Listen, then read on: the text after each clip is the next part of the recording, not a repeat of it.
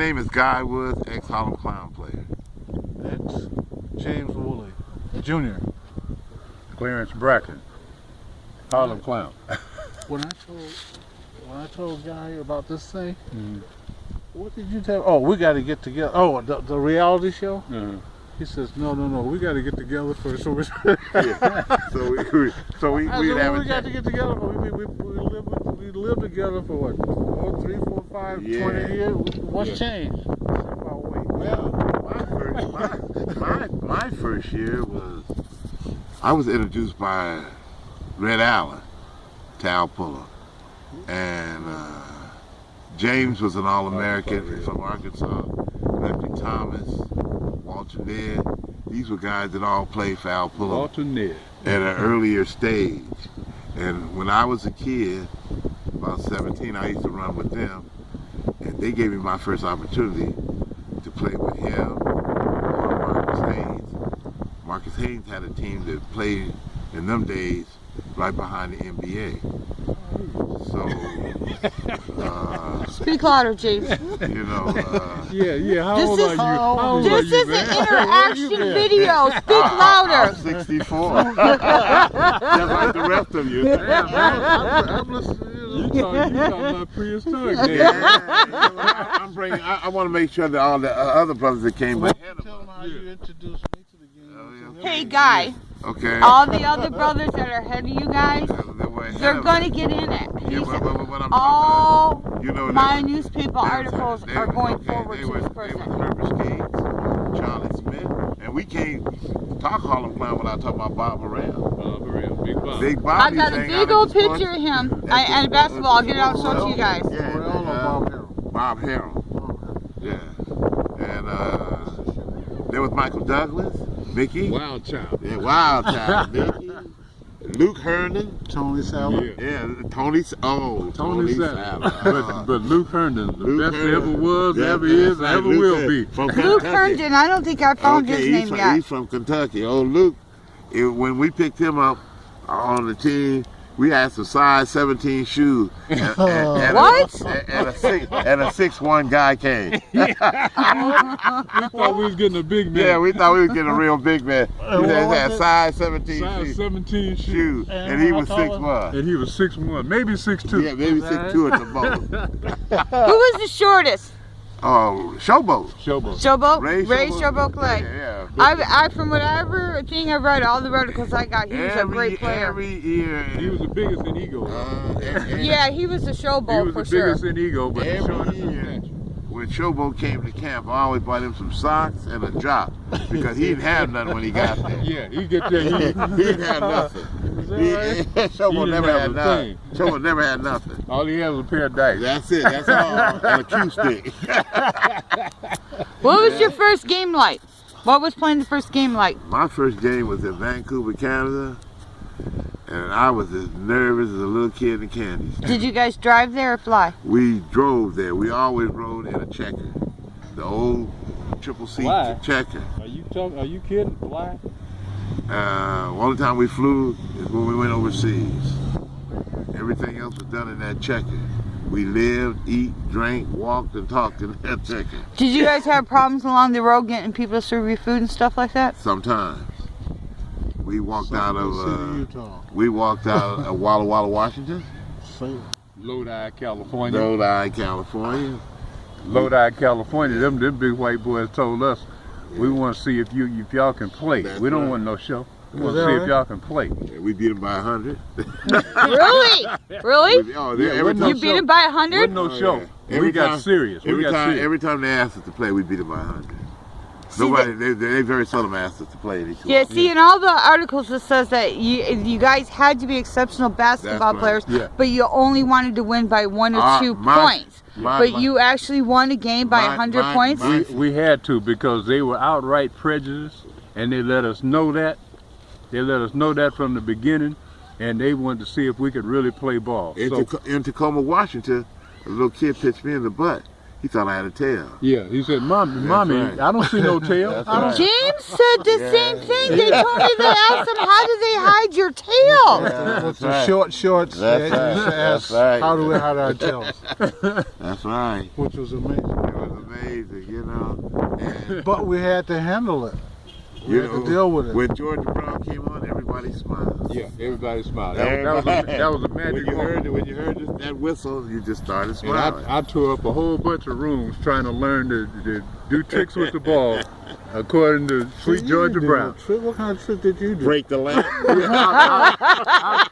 I broke everything in the room except the bed. Trying to learn to do tricks with the ball. Hold it. The first time, check this out. The first time we was in the circle together, me, him, Luke, Victor, Bob, Mustafa takes the ball, Clarence takes the ball off and it's his turn. So he just kept going. I went on. He was just going, so everybody just put their hand on him and said, are you going to pass the ball?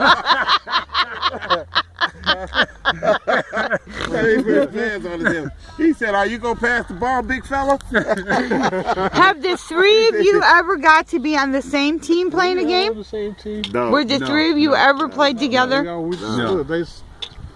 Clarence always went with Bob. I went with Smitty. Me and James were with Smitty. Then they sent me to Bob. They wouldn't let me and Guy play too long together. Why? We were very special athletes. Yeah. They were adventurous. Yeah. Like going to Geneva's and okay. There was also a young man that played with us named Melvin Walker. He was exceptional.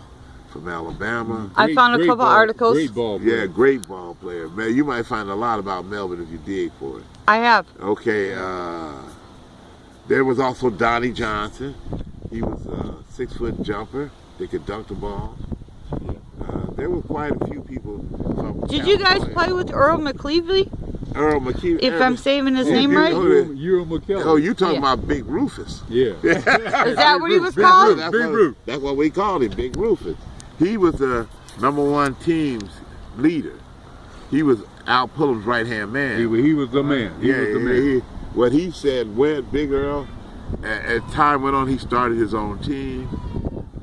He was a great man. He taught us a whole lot about growing up, being a man. Yeah. So we were young and we were out there. When Big Mac spoke, he came before E.F. Hutton. Everybody listened to Big Mac, then they listened to E.F. Hutton. That's right. How much did you guys make? My first money? Yep. Yeah, my first. What were you paid? My first salary was $400 a month. $400 a month. Oh, I was getting big money then. Yeah, By the time I came, I was getting $5 a month. Yeah. And it was broken off. To travel 7 days a week. Yeah. Six nights a week playing. 6 nights a week playing, sometimes 7. Yeah. You got 4. And I read one article where you guys played 4 games within 24 hours. Yeah.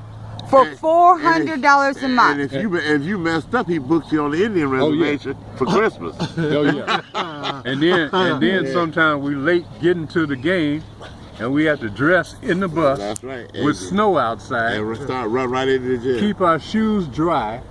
Go in, and you cannot miss a dunk. That's right. You can't miss. You can't miss nothing. You can't miss it. $400 a month? Yeah. That's it. And they make $20 million a year now. Yeah. No, we couldn't miss a dunk. If we missed a dunk, Al Pullins came to Portland one year and fired 3 or 4 people on my team because the show wasn't right. It wasn't a show thing. Huh? The show wasn't right. He got rid of everybody. You had to have a decent show. You had to play ball. You had to have a showman. Yeah. And see, when you're first out there, everybody wants to help get in the show. But James here, he was so quiet, you didn't have to worry about it. Like he is now. He won't tell me anything about him playing basketball. I can tell you about him walking around late at night. That's what Mustafa said. Let's hear this. I can tell you about let's hear this. How he used to be out in them Canadian Providence walking around. In the middle of the snow. Him and the bears. That was a good thing. No, James was a good player. He had one speed, but you never could catch up to him. He was an exceptional dunker. He didn't miss too many dunks. Now, as far as him in the circle, he was fair, I was terrible. I didn't know what to do. I was a rookie at the time. He did the smart thing. He just threw the ball to the next man. I got smart later on and started doing that, but it took me a while. I wanted to be a star. I think the most embarrassing time I ever had when I was in the circle was when we were overseas. This is like my second time, and I was with all the main veterans because only certain people were allowed to go overseas.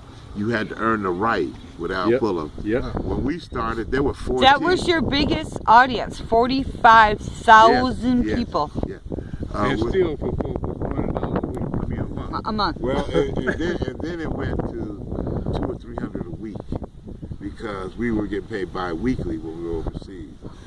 There were times when you'd have to go around the corner and eat at the Sugar Shack, and we were living with Arthur Ashe, McEnroe, and all of them would come to the games with us.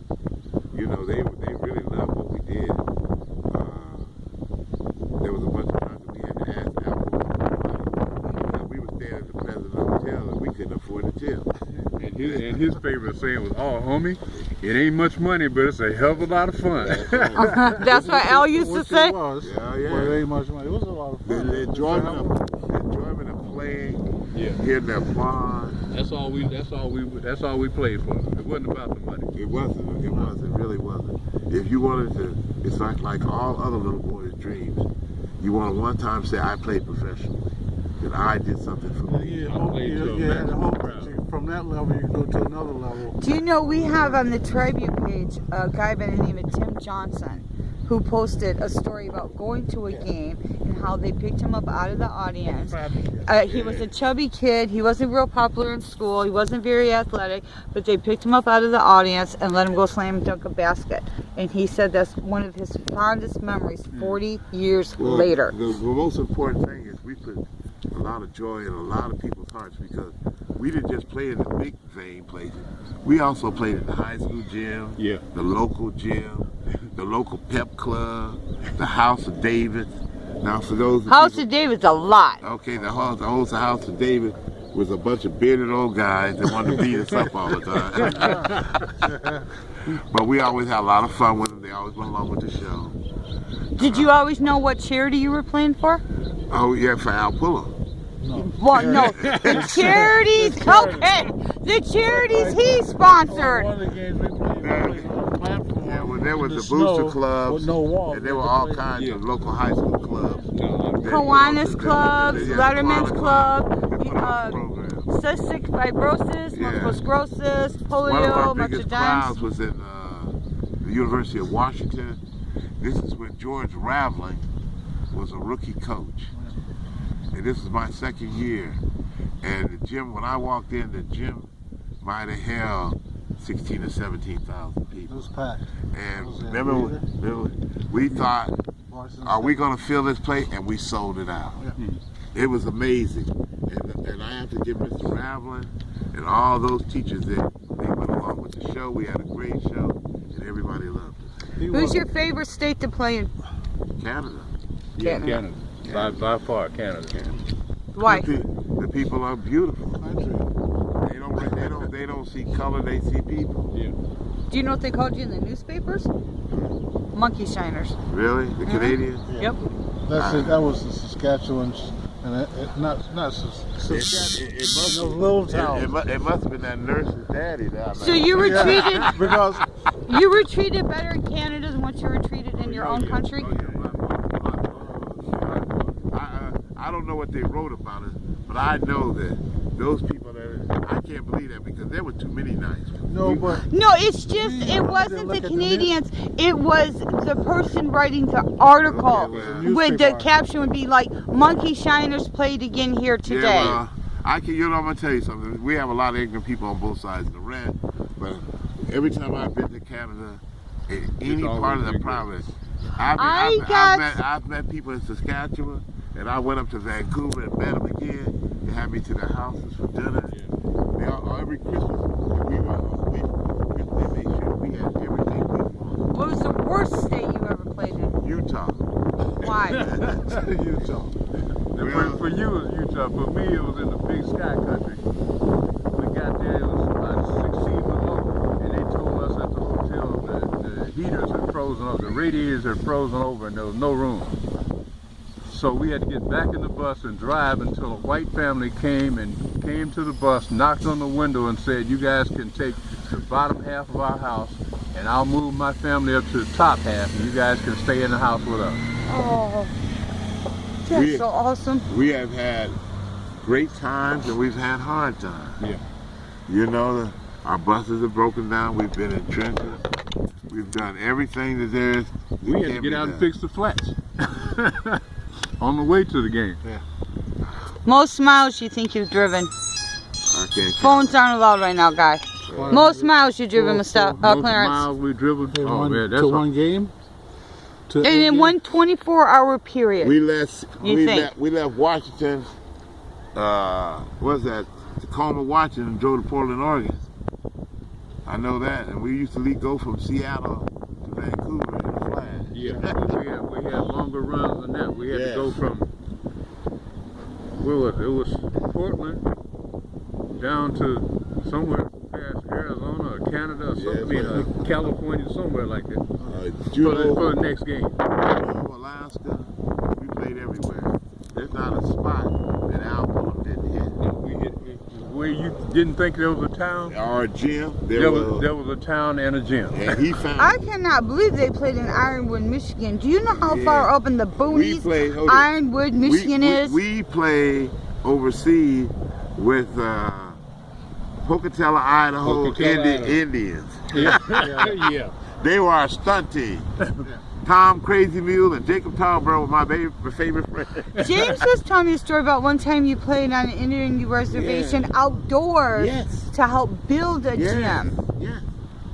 Yes, we played anywhere they wanted us to play. Al Pullins, we were there. Yeah, that's what and it wasn't so much Al Pullins, it was school field.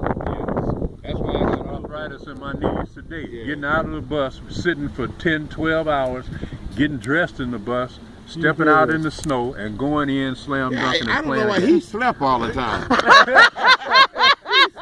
I was the driver. He was sleeping. It's not because he's getting old. They didn't want me to drive because I drive 100 miles an hour and get us there. Me and Victor would do the driving. But he'd be back there, and Mustafa could sleep in one spot with his head on that window. And we got to go.